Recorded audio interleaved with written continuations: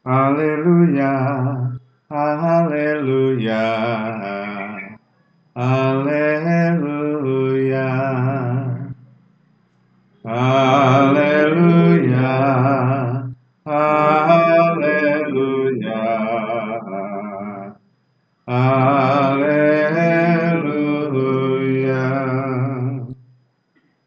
Tuhan telah berfirman, Aku tidak berkenan kepada kematian orang fasik, melainkan kepada pertobatannya, supaya ia hidup.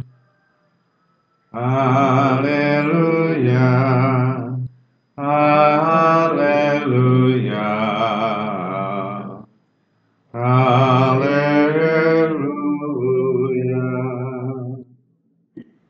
Tuhan sertamu dan sertamu juga. Inilah Injil Yesus Kristus menurut Lukas. Dimuliakanlah Tuhan. Pada waktu itu, beberapa orang datang kepada Yesus dan membawa kabar tentang orang-orang Galilea yang dibunuh Pilatus, sehingga darah mereka tercampur dengan darah kurban yang mereka persembahkan. Berkatalah Yesus kepada mereka, Sangkamu, orang-orang Galilea ini lebih besar dosanya daripada semua orang Galilea yang lain, karena mereka mengalami nasib itu? Tidak, kataku kepadamu, tetapi jikalau kalian tidak bertobat, kalian semua pun akan binasa dengan cara demikian. Atau sangkamu ke-18 orang yang mati ditimpa menara dekat Siloam lebih besar kesalahannya daripada semua orang lain yang tinggal di Yerusalem? Tidak, kataku kepadamu, tetapi jikalau kalian tidak bertobat, kalian semua pun akan binasa dengan cara demikian. Kemudian Yesus menceritakan perumpamaan ini. Ada seorang mempunyai sebatang pohon ara yang tumbuh di kebun anggurnya. Ia datang mencari buah pada pohon itu, tetapi tidak menemukannya. Maka berkatalah ia kepada pengurus kebun anggur itu, Sudah 3 tahun aku datang mencari buah pada pohon ara itu, namun tidak pernah menemukannya. Sebab itu tebanglah pohon ini. Untuk apa pohon itu hidup di tanah ini dengan percuma? Pengurus kebun anggur itu menjawab, Tuhan, biarkanlah pohon ini tumbuh selama setahun ini lagi. Aku akan mencangkul tanah sekelilingnya dan memberi pupuk kepadanya. Mungkin tahun depan akan berbuah. Jika tidak, tebanglah. Demikianlah Injil Tuhan. Terpujilah Kristus. Saudara-saudari terkasih, menjadi murid Kristus yang paling penting menghasilkan buah. Dan untuk menghasilkan buah itu, jalannya adalah bertobat. Bertobat untuk menghasilkan buah. Buah apa yang dihasilkan? Buah-buah roh, yaitu kebaikan, kebenaran, sukacita, damai sejahtera. Jadi kita harus menghasilkan damai dimanapun kita pergi, bukan perselisihan. Kita membawa sukacita dimanapun kita diutus, bukan membawa kesedihan. Kita membawa pengharapan, bukan membawa ketakutan. Apakah berarti lalu hidup kita tidak bahagia kalau kita hidup untuk orang lain? Sebetulnya dengan membawa damai kita merasakan kegembiraan. Dengan membawa harapan kita juga membawa ketenangan untuk hidup kita sendiri. Kalau kita bersukacita, membuat orang lain bahagia, kita sendiri juga berbahagia. Dan itulah jalannya.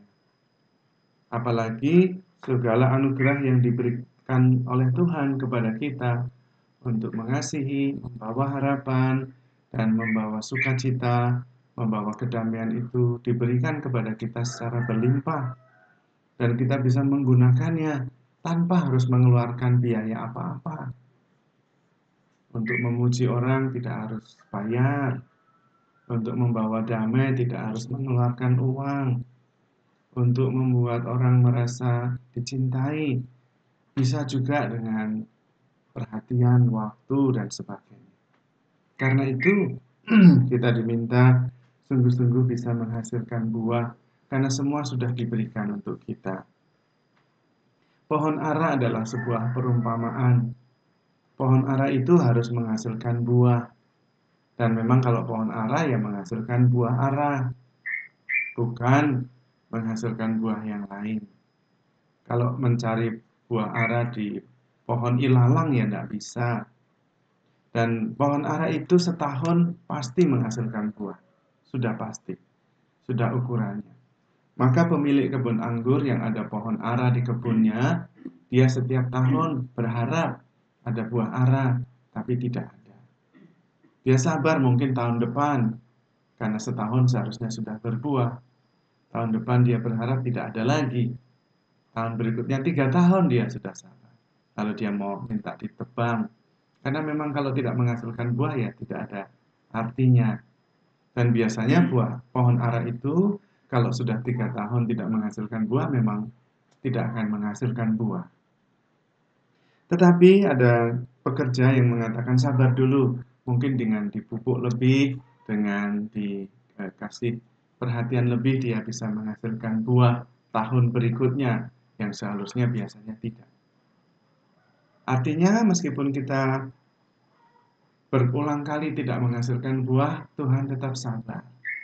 Maka kita yang diberi kesabaran kepada Tuhan harus bersyukur. Bersyukurnya adalah menghasilkan buah, kalau bisa yang terbaik. Dan kemudian itulah yang membuat kita bernilai. Jadi hidup kita itu bernilai kalau menghasilkan buah. Kalau tidak ya tidak bernilai. Juga tidak bisa kelihatan dan meyakinkan. Kalau pohon ara tidak menghasilkan buah, sudah waktunya bahkan sudah lebih, orang ragu-ragu ini pohon ara atau bukan, kok tidak menghasilkan buah. Kalau pohon ara kok tidak ada buah aranya, kalau memang dia menghasilkan buah, sudah waktunya kenapa tidak? Sehingga membuat tidak yakin. Kalau sudah waktunya dan tidak menghasilkan buah, ya tidak ada gunanya. Lebih baik ditebang tanam pohon ara yang lain, yang mungkin biasanya pada saat-saat tertentu pada waktunya sudah berbuah. Tuhan sudah sabar kepada kita, sudah memberikan segala-galanya supaya kita menghasilkan buah. Maka mari kita menghasilkan buah-buah kebaikan untuk memuliakan Tuhan. Kalau menjadi murid Kristus itu menghasilkan buah. Kalau tidak, itu juga meragukan. Katanya murid Kristus, tapi kok tidak menolong sesamanya. Katanya murid Kristus, tetapi kok egois. Nah, itu tidak kelihatan. Maka mari kita menampakkan bahwa kita ini murid Kristus justru dengan menghasilkan buah-buah yang jelas kelihatan. Oh, dia memang benar murid Kristus. Karena kalau ada kesulitan dia pasti menolong. Oh, benar dia ini murid Kristus. Karena dia begitu mengampuni sesamanya yang melukai hatinya. Oh, benar dia ini murid Kristus. Karena hidupnya penuh cinta kasih, damai sejahtera. Kemanapun dia pergi, selalu membawa damai.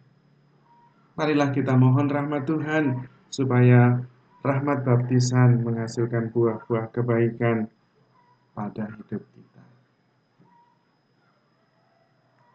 Allah Bapa Maha Kudus, kami bersyukur kepadamu atas rahmat iman yang Kau anugerahkan kepada kami.